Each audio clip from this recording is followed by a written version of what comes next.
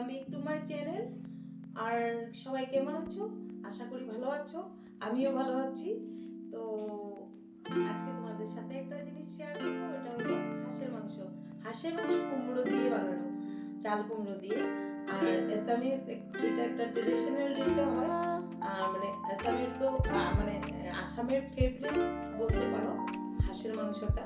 তো হাঁসের মাংসটা আমি এত ভালোবাসি না, কিন্তু এমন করে বানালে সত্যি খেতে ভালো লাগে।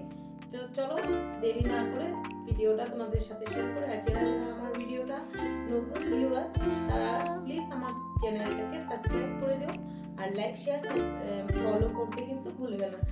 আর ফলো করছি কেন, আমার ফেসবুকে মাম্পি চক্রবর্তী যেটা পেজ আছে এটাতে ফলো করবে, আর ইউটিউবে মাম্পি.চম্পক চ্যানেলটাতে। তো চলো দেরি না করে আমরা রেসিপিটা বানানো স্টার্ট করি। চলো। তো দেখো, এটা হলো হাঁসের মাংস, বুঝছো তো। আর এটা হলো চাল কুমড়ো, যেটা বলছি চাল কুমড়ো আর আলু, রসুন, পেঁয়াজ কুচি, আদা আর তেজপাতা নিয়েছি, শুকনো লঙ্কাও নিব। আর তো মশলা কি কি, যে জিরার গুঁড়ো দিব, তারপরে ধনে গুঁড়ো, তারপরে গরম মশলা তো লাস্টে দিতেই হবে। তো দেখো আমি কেমন করে বানাই। আগে আমি মশলাটাকে বানিয়ে নিই।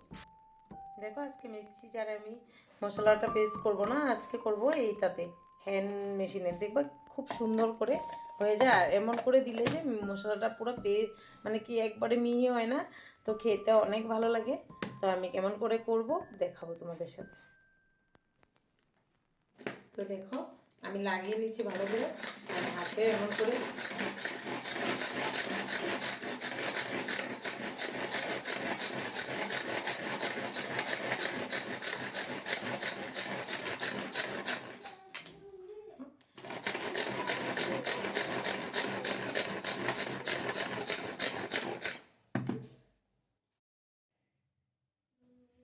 দেখছো কেমন হয়েছে। এই মশলাটাই ভালো লাগে খেতে। তারপরে দেখো কড়াইটা বসিয়ে দিয়েছি, আর এই কড়াইতে বানাতে আমার অনেক ভালো লাগে। গরম মশলা দিয়েছি, এলাচি, দারচিনি আর তেজপাতা, শুকনো লঙ্কা, তারপরে পেঁয়াজ কুচি দিয়েছি। তারপর আমি আলুটা ভাজবো না, ডাইরেক্ট দিয়ে দেবো, কারণ হাঁসের মাংস বয়েল হইতে অনেক টাইম লাগে। দেখো মশলাটা আমি বলছি কি কি মশলা দিয়েছি। মশলাটাকে কষিয়ে,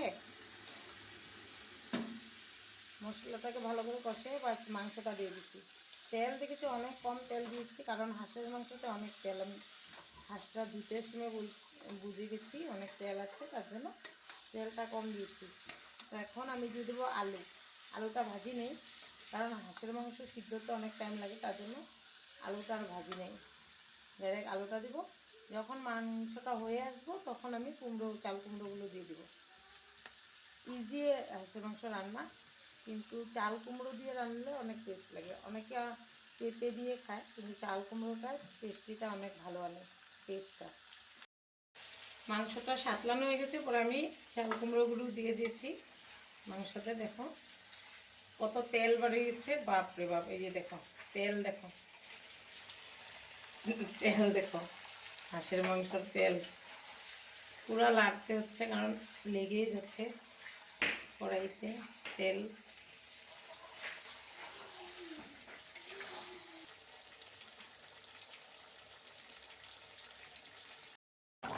দেখো মাংসটা হয়ে গেছে, কেমন তো টকবক টকবক করে ফুটছে, আমার তো অনেক ভালো লাগে। আর তেলটা দেখেছো, তেলটা কেমন উপরে এসেছে। ভিডিওটা ভালো লাগলে আমার লাইক করে দিও, সাবস্ক্রাইব করে দিও। আর আজকের জন্য টাটা, বাই বাই। দেখা হচ্ছে আর একটা নতুন ব্লগে। তো সবাই ভালো থাকো, সুস্থ থাকো।